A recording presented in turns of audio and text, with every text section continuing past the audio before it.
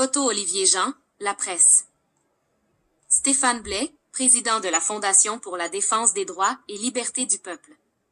La Fondation intentera ce vendredi un large recours judiciaire contre le gouvernement québécois afin de contester la légalité et la constitutionnalité des mesures sanitaires. Une fondation québécoise qui nie la gravité de la pandémie intentera ce vendredi une large action judiciaire contre le gouvernement québécois afin de contester la légalité et la constitutionnalité des mesures sanitaires. Tristan Péloquin, La Presse. La poursuite, financée par la Fondation pour la défense des droits et libertés du peuple, FDP, sera en grande partie basée sur le témoignage d'une demi-douzaine d'experts, rassuristes, européens, dont plusieurs ont participé au documentaire français Hold Up, Retour sur un chaos. Ce film, devenu viral sur les réseaux sociaux en novembre, soutient notamment que des camps d'internement sont en cours de construction au Canada pour contrôler la crise sanitaire. Le président de la FDDP, Stéphane Blais, croit lui-même qu'une clique de milliardaires qui finance l'OMS profite de la crise sanitaire et que François Legault est un politicien corrompu qui invoque la loi sur les mesures d'urgence de façon indéterminée afin de gâter ses amis. Je prête de mauvaises intentions à François Legault. C'est clair. Je ne me suis jamais caché. Je ne mettrai pas de gants blancs là-dessus, a dit M. Blais lors d'une longue entrevue avec la presse, en début de semaine. La presse n'a pas pu voir les détails de la poursuite, qui sera en principe déposée ce vendredi au Palais de justice de Montréal. L'avocat indépendant Dominique Desjarlais, qui pilote la démarche pour la Fondation, a toutefois précisé à la presse qu'il s'agissait d'un pourvoi en contrôle judiciaire, type d'action qui demande à la Cour de déclarer les décrets sanitaires invalides. L'action n'attaque la légalité des décrets sur deux aspects, le renouvellement des mesures d'urgence sanitaire de 10 jours en 10 jours sans vote de l'Assemblée nationale et l'atteinte des droits fondamentaux protégés par les chartes provoquées par la plupart des mesures sanitaires. Les experts européens retenus, dont certains ont bruyamment remis en doute l'existence même d'une deuxième vague de COVID-19 en Europe avant l'automne, pourraient éventuellement témoigner par vidéoconférence. Certains critiqueront la validité des tests PCR, utilisés pour détecter la présence du virus chez les patients en amplifiant la présence de son ADN contenu dans les échantillons recueillis avec des écouvillons. La question est de savoir, est-ce qu'on est encore en état d'urgence sanitaire, résume Maître Desjarlais. Est-ce qu'on est devant une situation où il existe une menace grave et imminente pour la santé de la population? Il faut regarder ce que la science nous a appris au sujet de la COVID-19 depuis un an. Maître Dominique Desjarlais. Il y aura un débat d'experts, ce sera aux tribunaux de trancher, ajoute M. Blais. La Fondation dit avoir approché plusieurs spécialistes québécois, mais aucun n'aurait accepté de témoigner dans le cadre de l'action. C'est la peur d'être sanctionné par leur ordre professionnel qui explique cette situation, soutient M. Blais. Ici au Québec, on est dans un créneau de pensée unique. Je trouve ça dommage, même si ce sont des sommités internationales, qu'on a été obligé d'aller à l'extérieur pour être en mesure de montrer l'autre côté de la médaille. Proche du complotiste Alexis Cossette-Trudel. Stéphane Blais, propriétaire d'une firme comptable de Québec, est aussi le président du parti politique provincial citoyen au pouvoir, qui a récolté 0,35% des voix aux dernières élections générales québécoises. Il fait présentement face à une plainte de l'Ordre des CPA, qui l'accuse d'avoir tenu des propos indignes de sa profession, en soutenant notamment que la pandémie est une crise préméditée et un coup d'État international d'une clique de puissants malfrats, qui vise la mise sur pied d'un système dictatorial qui légitime la répression des citoyens sous prétexte de protéger la société. Il a officiellement mis sur pied la Fondation en mai dernier, après avoir récolté près de 500 000 $ en dons du public lors d'un webauton de 3 heures tenu sur la chaîne alternative, le Studio, aujourd'hui banni de YouTube pour de nombreuses violations à sa politique interdisant le contenu incitant à la haine et le harcèlement ou la cyberintimidation. M. Blais avait invité, lors de ce webauton, plusieurs personnalités qui adhèrent à des théories du complot à solliciter des dons. La comédienne Lucie Laurier, le blogueur Daniel Pilon, qui vient d'accepter 10 000 $ d'amende et un bannissement à vie de l'Ordre des CPA pour propos indignes de sa profession en lien avec la pandémie, ainsi que l'animateur Alexis Cossette-Trudel, un des plus grands apôtres des thèses conspirationnistes de QAnon dans la francophonie, se trouvait à ses côtés. Photo Olivier Jean, archive La Presse. Alexis Cossette-Trudel. Le mouvement QAnon, que les autorités américaines ont associé à l'assaut du Capitole, en janvier, soutient qu'une élite pédophile satanique dirige les gouvernements mondiaux et que la crise sanitaire a été créée de toutes pièces pour déstabiliser Donald Trump.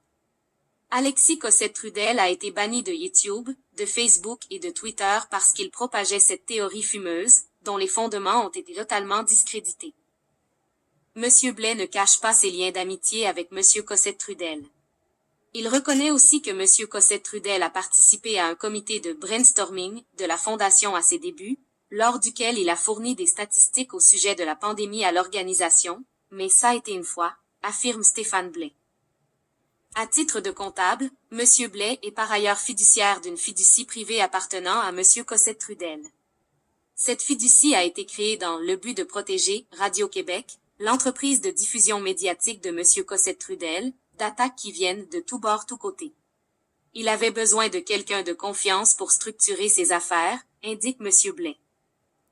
Stéphane Blais assure toutefois qu'il n'existe aucun lien entre cette fiducie et la fondation qu'il préside. La fondation ne touche pas à QAnon, ça n'a aucun lien. Jamais on n'a embarqué dans les histoires de QAnon. Stéphane Blais, président de la Fondation pour la défense des droits et libertés du peuple. Aide juridique aux leaders du mouvement. Grâce aux dons du public, la Fondation a aussi donné un coup de main juridique à différents leaders du mouvement anti-masque qui se sont trouvés devant les tribunaux au cours des derniers mois. L'organisme a notamment offert les services de ses avocats à l'ex-policier Maxime Ouimet, qui se fait appeler la police du peuple pour le peuple sur Facebook, lorsqu'il a été arrêté pour intimidation à l'égard de 2 journalistes dont il a publié le numéro de téléphone sur Facebook, dont celui de l'auteur de ces lignes. Photo Hugo Sébastien Aubert, Archive la presse. Mario Roy.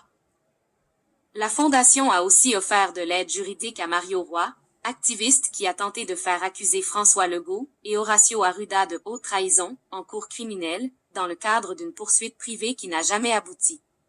Monsieur Roy, qui est lui aussi banni de Facebook, fait actuellement face à 6 chefs d'accusation d'outrage au tribunal dans le cadre d'un dossier qui l'oppose au barreau du Québec pour pratique illégale de la profession d'avocat. Il prétend que la Direction de la protection de la jeunesse est un réseau d'enlèvement d'enfants motivé par le financement gouvernemental lié à la prise en charge de mineurs. On lui a offert les services de l'avocat Jean Dury. Est-ce qu'il va les utiliser? C'est à voir, a précisé M. Blais. Contestation de tickets illégaux. La Fondation a également mandaté Maître Dury pour contester en cours les contraventions de 1 546 $ remises à des résidents pour violation des mesures sanitaires. M. Blais a déclaré sur la page Facebook de son organisme que les tickets sont illégaux selon Maître Alain Robin-Nadeau, constitutionnaliste qui a critiqué leur constitutionnalité dans une lettre ouverte publiée dans nos pages. Or, l'avocat de la Fondation, Jean Dury, reconnaît qu'à ce jour, sa démarche de contestation de la constitutionnalité des contraventions n'a pas encore porté ses fruits et que rien ne garantit qu'elle va fonctionner. Stéphane Blais n'est pas avocat. Je veux attaquer la constitutionnalité des tickets, mais je ne peux pas dire qu'ils sont illégaux, voyons. Je ne dirai jamais ça. Ils sont présumés constitutionnels, tant qu'un juge n'a pas décidé qu'ils sont inconstitutionnels, a précisé Maître Dury. Campagne de financement. Stéphane Blais, qui s'apprête à lancer une collecte de fonds pour financer d'autres poursuites judiciaires contre le gouvernement et assurer la pérennité de la Fondation, appelle la population à faire la part des choses, ses opinions par rapport à la pandémie, ainsi que celles des leaders du mouvement anti-masque qui l'ont aidé à récolter l'argent qui sert aujourd'hui à financer l'action déposée en cour supérieure, ne sont pas celles de la Fondation, dit-il. Quand tu vas à l'hôpital et que tu te fais soigner, est-ce que tu te poses la question de la provenance des fonds, demande-t-il. Non, tu te fais soigner et tu es bien content. Dans un mouvement, il y a toutes sortes de personnes, ajoute Stéphane Blais. Moi, ce que je dis, c'est qu'il faut se battre ensemble pour donner un avenir à nos enfants. Si on veut regarder nos diplômes, nos grosses automobiles et nos piscines, sans intervenir, sans prendre de risques, on va perdre du terrain au niveau de nos droits et libertés, et c'est exactement ce qui se passe au Québec. La Cour supérieure est présentement saisie de 4 autres pourvois en contrôle judiciaire semblables déposés par des groupes ou des individus opposés au couvre-feu ou aux mesures sanitaires. La Fondation affirme que sa poursuite est la deuxième en importance au monde par son ampleur et le nombre de ses experts, juste derrière une action collective que l'avocat allemand Rainer Füllmich promet de déposer contre l'OMS pour crimes contre l'humanité. Qui sont les rassuristes? Arrivé tout droit de la France, l'appellation « rassuriste » est utilisée pour désigner les scientifiques qui nagent à contre-courant et minimisent la dangerosité de la COVID-19. Ils sont microbiologistes, infectiologues et épidémiologistes, et expriment sur les plateformes alternatives leur désapprobation des mesures sanitaires. Le printemps dernier, l'un des plus médiatisés, le docteur Christian Perron, qui défendait notamment l'utilisation de l'hydroxychloroquine pour traiter la COVID-19, a été démis de ses fonctions de chef de service des maladies infectieuses de l'hôpital de Garches, en Hauts-de-Seine. Léa Carrier, La Presse. Les experts recrutés par la FDDLP. Le docteur Christian Perron.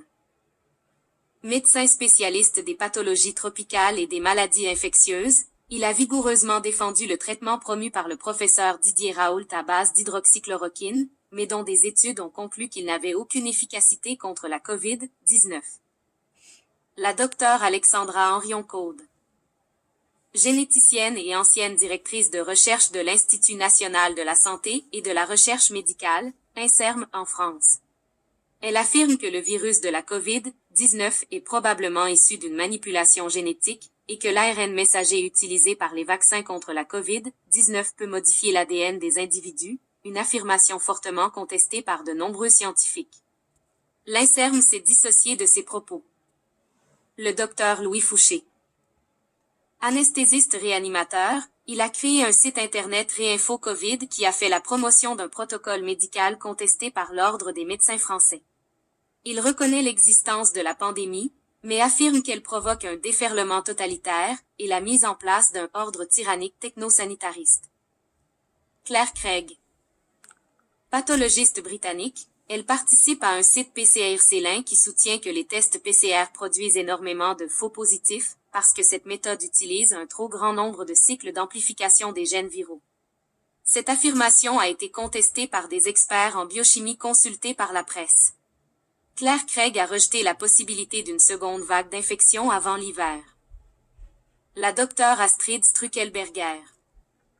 Médecin suisse spécialiste du vieillissement, elle a affirmé en novembre qu'il n'y a pas de pandémie. C'est terminé. Elle soutient que les tests PCR utilisés pour détecter le virus ne sont pas valables pour poser des diagnostics, une affirmation jugée trompeuse et contestée par de nombreux scientifiques et experts de laboratoire. Le docteur Laurent Toubiana.